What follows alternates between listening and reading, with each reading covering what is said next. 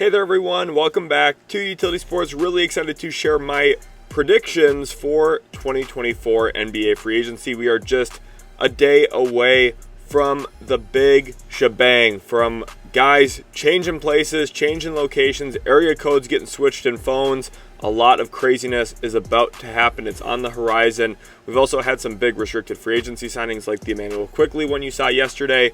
So there's been a lot of great news, a lot of great situations that have either resulted in players staying and extending with their teams, like Pascal Siakam, for example, as well. Or there's also the chance of some players darting in free agency. So hopefully you guys do enjoy the predictions today. If you do, make sure to leave a like, subscribe to the channel if you're new, and let's jump into it here now with the video preview.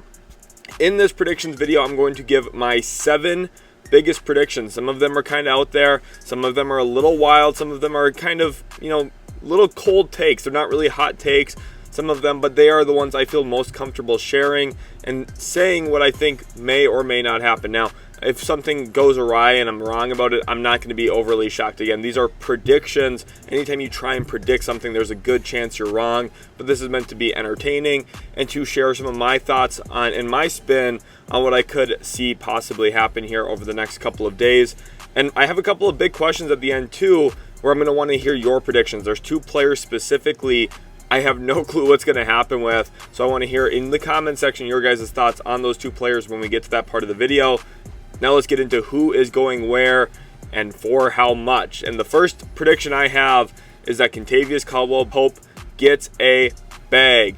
He is set up very, very nicely to get a huge contract this offseason, and I mean huge. He opted out of a $15 million player option with the Denver Nuggets, allowing him to go into unrestricted free agency. And I do think there are going to be a real number of suitors for KCP services. You think about some of the teams with cap space. San Antonio, if they're trying to step on the gas a little bit, they just drafted Stephon Castle, an elite defensive-minded guard from this past draft class. They could add Kentavious Caldwell-Pope into the mix, and all of a sudden you're stepping on the accelerator just a little bit. It's not a crazy risky move, but you get a very projectable, good 3-and-D type of guard in your building that could fit around Victor Wembanyama, could fit around Stephon Castle, maybe act as a mentor as well to him, as well as just a flat-out good basketball player in the court. But then there's also teams that are looking to vie for contention. For the Orlando Magic, they have cap space, and with the failed production of their backcourt in the playoffs this past season, Kentavious Caldwell-Pope is someone who doesn't jeopardize or sacrifice their defensive integrity and a really good defensive system, while also being able to reliably knock down perimeter catch and shoot shots. Orlando's in a spot where if they don't use some of their cap space over the next year or two after the extensions for Paulo Banchero and Franz Wagner, they're going to lose access to paying some players big-time money around those 2-star young wings. So paying someone like Kentavious Caldwell-Pope, who's a very easy fit into a roster, would make a lot of sense for them. And then you have the big dog out east as well, the Philadelphia 76ers. And you don't think it would be in Daryl Morey's MO to go and look at a player that has been super good with Nikola Jokic and see, well, maybe that player would look pretty good with Joel Embiid. I think that there's a chance that the Sixers could get involved around Kentavious Caldwell-Pope, and if it doesn't mean that they sign him, it at least would put pressure on the Nuggets organization to pay him even more than they're probably comfortable doing. GM Calvin Booth has talked already about trying to replace Kentavious Caldwell-Pope and how he believes Christian Braun can step up in that role. While Christian Braun is a good young player, he doesn't have the same traits of a Kentavious Caldwell-Pope. He's not as good of a screen navigator. He's not as good as a catch-and-shoot guy. He's not quite as functional as a dribble pull-up shooter yet at this point in time. So even though Christian Braun is a good young player, and I think there's a lot that he can develop and grow into as a player, losing KCP would be a very big loss holistically for the Nuggets. So Denver, whether it's Denver, Philly, Orlando, or San Antonio, I think one of those 4 teams is going to give Kentavious Caldwell-Pope a lot of money, a lot more than you're even expecting right now. You think about the Bruce Brown contract he signed last year, $23 million a year. Something north of that is what KCP realistically could get if teams play aggressively here to snag him away from Denver, and given Denver's cap space situation, they won't be able to replace his services externally. It's going to put a lot of pressure on the Nuggets, and ultimately I do think Denver keeps him at something around 4 years, $100 million. And they're already a big-time apron team. They just agreed to an extension with Jamal Murray. It's a lot of money for Kentavious Caldwell-Pope. But with the TV deal coming, I think Denver could internally rationalize that with their goal suited for contention once again around Jokic and Murray. Prediction number 2, James Harden sticks in LA. Now there's a rumor and report going on right now that Harden will wait for Paul George's ultimate decision to make a decision of his own. Will Paul George stay with the Clippers? Will he not? We're going to talk about that a little bit later in this video. But for me, I think James Harden is already a done deal with the Clippers. I know that's against the reporting and the information we supposedly have right now. I know that James Harden and Ivica Zubac have a very good off-court relationship and very good on-court chemistry. I think for Harden and his play style, having a pick-and-roll big man with him who rolls well into the pocket, has good hands, catches a number of passes, and has good chemistry with Harden in the pick-and-roll is of the utmost importance for his longevity in this league. And I also think Harden has an underrated relationship with Kawhi Leonard as well. Even if the Clippers were to lose Paul George, I still think Harden would stay in LA. I think he feels comfortable there. He's from Southern California. The Clippers put the ball in his hands. I think he likes playing for Ty Lue. All in all, I think James Harden sticks with the Los Angeles Clippers. Again, not really a bold prediction, but one I feel very comfortable making here with my second of 7 predictions. My third prediction here now, D'Angelo Russell signs a 2-year contract. I think with the way that D'Angelo Russell's career has played out, the way that he has performed on the basketball court, and obviously some of the stuff off the court that has surrounded him since he was a rookie to where he is now as a player.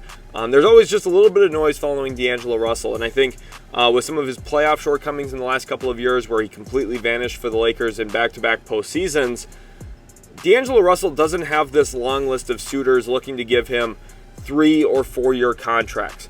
But what he does have is talent, and he has some really marquee performances, especially in the absence of LeBron James at times this past season. Think back to one of his games against the Milwaukee Bucks where I think he went off for 36 points, maybe drilled 8 threes in that game, and really carried the Lakers to a huge win at the time in that game at Crypto.com Arena, without LeBron. That was a huge game, one of the best games of the season for D'Angelo Russell.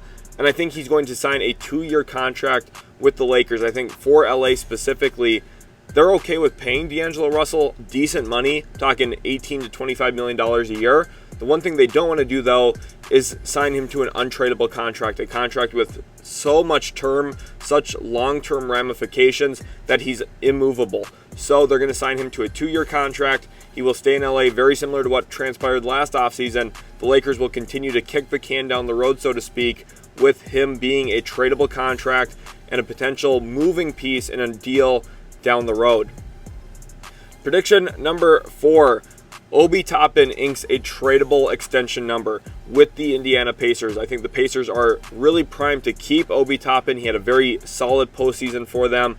I really loved the addition when they got him from the New York Knicks a year ago this time, and it was unbelievable what they got him for. 2 second-round picks, really great value for a former top 10 pick, and one who was an obvious, very functional fit next to Halliburton with his downhill athleticism, the way that they play, especially with the speed, pace, tempo. Obi Toppin is tremendous in a lot of those areas. Now, there are shortcomings to his game, of course. He's not the best defender by any stretch of the imagination. In fact, Giannis's best career performance essentially came against Obi Toppin because Obi Toppin just does not have the point of attack balance defensively. He doesn't have the lateral foot speed, even though he's an outstanding athlete. He just doesn't have that on the defensive side of the floor as much. It doesn't really translate to that end of the floor for him. But his athleticism, his shot making at times, and his ability to attack off the catch has been extremely valuable for the Pacers. Think about all the times he's driven off the baseline. Think about all the times he's spot up in the corner. And then obviously the East Bay dunks in transition as well are so mesmerizing and so much fun to see. As a Dayton Flyers fan myself, I'm really happy to see Obi Toppin finding the success in the league that I knew that he was capable of. And I'm extremely excited to see him stay in Indiana. But I do think it's important to note that we're tradable. The Pacers right now are in a spot to push more chips in on this current roster. I think they really love what they saw so far from the Halliburton-Siakam pairing. I think those two guys were a very natural fit. And obviously with Miles Turner at the center spot, the Pacers have this cheat code-y type offense where it's extremely difficult to guard. They generate so many wide open shots. They play such an unselfish style of play. What they really need is one more elite play finisher, one more elite high-end talent. And what I think could really happen is with Indiana's depth. You think about the collection of talent they have. TJ McConnell, Obi Toppin, Aaron Nesmith, Andrew Nemhard, who would be a very valuable trade asset. They have access to a lot of their draft picks still as well. They could go out into the market. They could work out a deal surrounding some of those mid-level contracts to go get star player X, Y, or Z. Now, it might not be a top 20 player in the world, but it could be another top 45, 50 player in the world, just like we saw them do for Pascal Siakam. My prediction here is Obi Toppin signs with the Indiana Pacers, and the Pacers internally have a long-term plan in place to get player X, Y, or Z to Indiana alongside Tyrese Halliburton and Pascal Siakam, and Toppin might be included in that deal, but it's good for Obi anyway. He's getting a bag here this offseason on a pretty good number. Prediction number 5, Oklahoma City pushes some chips in, and this one's kind of vague, but you got to hear me out. I just got done recording my 2025 way too early mock draft. In there you saw 4 selections for the Oklahoma City Thunder. That's right, 4 selections in the 2025 draft just in the first round. That is ludicrous. They have so many assets. That's literally 1/7 of the draft. That's 14% of the first round is belonged solely by Oklahoma City. It is unbelievable how many assets that they have, especially ones that are going to be technically expiring assets, if you want to look at it this way, in 2025. I think OKC is now primed in a spot to make a big-time trade for a big-time player. If there's any player in the world that OKC could go get and should get, right now it's Lauri Markkanen. The Thunder have been reluctant to add front court players. In the draft, they drafted A.J. Mitchell, they drafted Dylan Jones, they drafted Nikola Topic, all guards. Very interesting, right? They have all of these draft picks. They have not addressed the power forward spot. If anything, I think all signs are pointing to OKC aggressively targeting someone in the front court. Could be John Collins from Utah, or it could be the big old 7-footer Lauri Markkanen from Utah. And I think that's the player that they should go get. The Thunder are in a spot to go get that type of player with all of their assets, all of their young players. They just brought in a slew of young guards that they could look to implement over the course of time if they do trade some in the deal to Utah. So something centered around Ousmane Dieng, something centered around some of their other young guards in the backcourt. Maybe Cason Wallace would have to be a part of that deal. But the Thunder have the draft assets. They have the draft capital. They have very good young players. And trust me, you don't want to just give up on Cason Wallace. I'm not suggesting that. But if you're going to go get a guy like Lauri Markkanen, you have to part with a lot. But he is the perfect player to fit into Oklahoma City. And I just feel after their moves in the draft, the more I've thought about it, the more likely it seems to me that OKC is poised to make that big trade this offseason, push their chips in, try and contend for a title right now. I really like the direction the Thunder are headed in, and I think they're going to be the team to watch over the next couple of days for sure. Prediction number 6.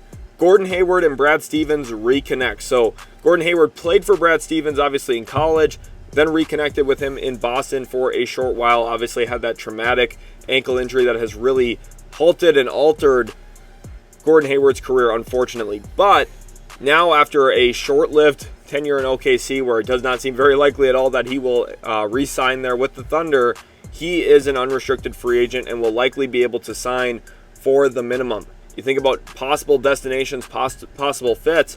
I see a reconnection, a reunion with Brad Stevens in Boston as the most likely best outcome for both Gordon Hayward and for the Boston Celtics. Another player I think the Celtics should go after this offseason really, really aggressively is Nicholas Batum of the Philadelphia 76ers. He would be a seamless fit in the way that Boston plays, but I don't exactly expect Batum to leave Philadelphia. So with that stated, with that in mind, Gordon Hayward is probably toward the top of the minimum contract free agents Brad Stevens is going to be able to aggressively target. I really like what the Celtics did on draft night, especially getting Baylor Shireman at pick number 30. You guys know how excited I was about that selection. I have a video up on the channel breaking that move down. But I think Gordon Hayward returning to Boston, returning back to play for Brad Stevens and Joe Mazzulla, I just think makes so much sense as an off-the-bench, kind of do-it-all wing for you a little bit. Obviously, he's not the same player he was 4, 5, 6, 7 years ago. I'm not suggesting he's going to be a great bench player. I'm suggesting he's going to be a solid depth piece,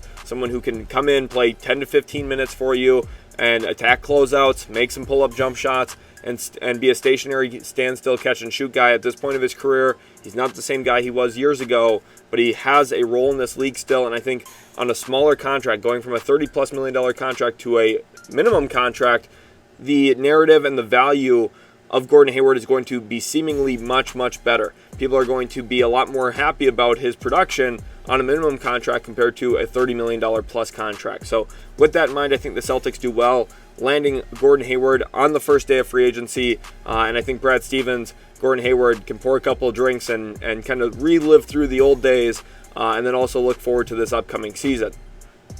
My final prediction in here before we get to a couple of big questions, Zach LaVine lands in Philadelphia. This is a big one. This is the huge one, in fact. I think Philadelphia is poised to miss out on free agents this offseason. Sounds like they have cooled off on Paul George. I don't know that definitively, but that's the rumors, that's the reports we're hearing right now. Also, if they're cooled off on Paul George, Pascal Siakam is already signed. James Harden won't be returning to Philadelphia. If he did, there would be a real conspiracy theory going on in the NBA. Philly's in a weird spot. Who are they going to get? And I talked about KCP earlier as prediction number one as a guy who could go get a bag this offseason. This is partially why. I don't know who Philadelphia is going to walk out of free agency with. Could they sign Klay Thompson theoretically? Maybe, maybe not. I don't know. And if you're signing Klay Thompson, is that really the player that you think is going to get you over the hump if you're the Sixers around Maxey and Embiid? I do think Klay Thompson would be a tremendous fit, but I don't know if that's the long-term plan that Daryl Morey has in mind. So a salary dump trade with the Chicago Bulls makes the most sense in the world. For Chicago, a team that right now is in kind of a weird spot. DeMar DeRozan's a free agent. We'll see where he ends up going. And Zach LaVine is on an albatross of a contract. You might have to just flat out salary dump him and attach a second-round pick or something with Zach LaVine to get it done.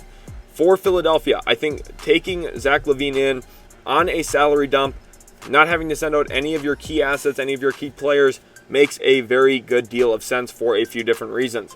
One, Chicago, you're not going to win with Zach LaVine being your number one or number two player, but for Philadelphia, I think LaVine and his shooting, his shot making, and his raw athleticism and transition, when he's healthy, could be a theoretical good third fit around Embiid and Maxey, of course. Now, Philadelphia is not going to be as reliant on LaVine. They're not going to be as needy for him to produce like Chicago was night in, night out, and obviously missed the entire season basically here this past year for the Bulls, besides like 15, 20, 25 games or something.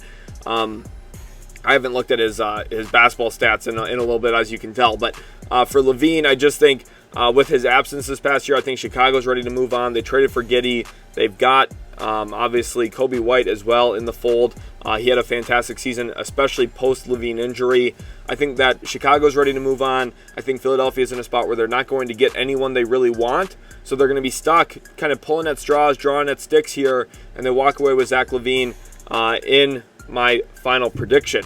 Now I have questions for you guys. I need to know, where are these two guys going? Where do you think Klay Thompson's going to go? Where is Paul George going to land?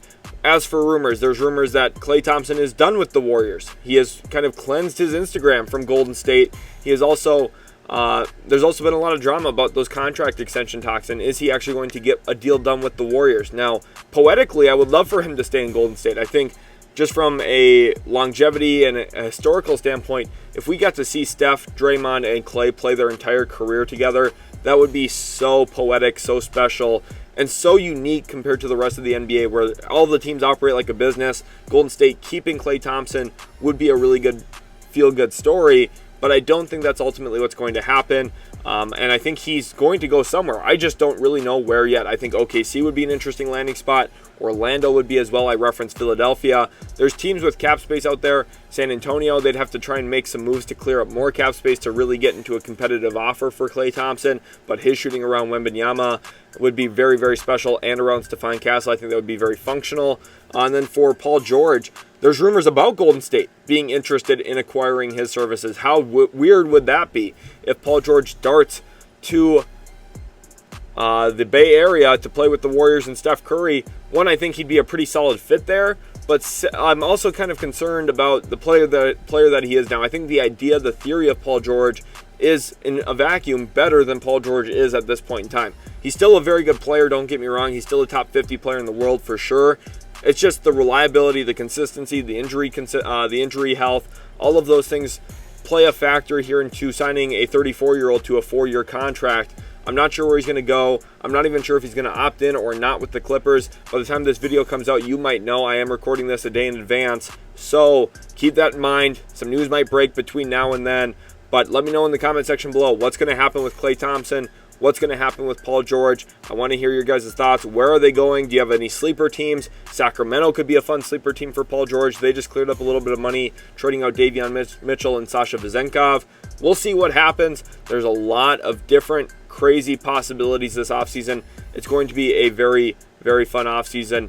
I'm really, really excited for it. Thank you all so much for watching this video, taking time out of your day. Remember to let me know in the comment section below what you think is going to happen in free agency. Maybe you have some thoughts about some other free agents I didn't even list in this video. Remember, I had 7 predictions. I had questions about Paul George, Klay Thompson. Where will they ultimately end up? 2 of the bigger name free agents. And I have really no good guess at this point in time what's going to happen. I really hope you guys did enjoy, though. If you did, smash that like button. Subscribe to the channel if you're new. And we'll catch you in the very next Utility Sports video.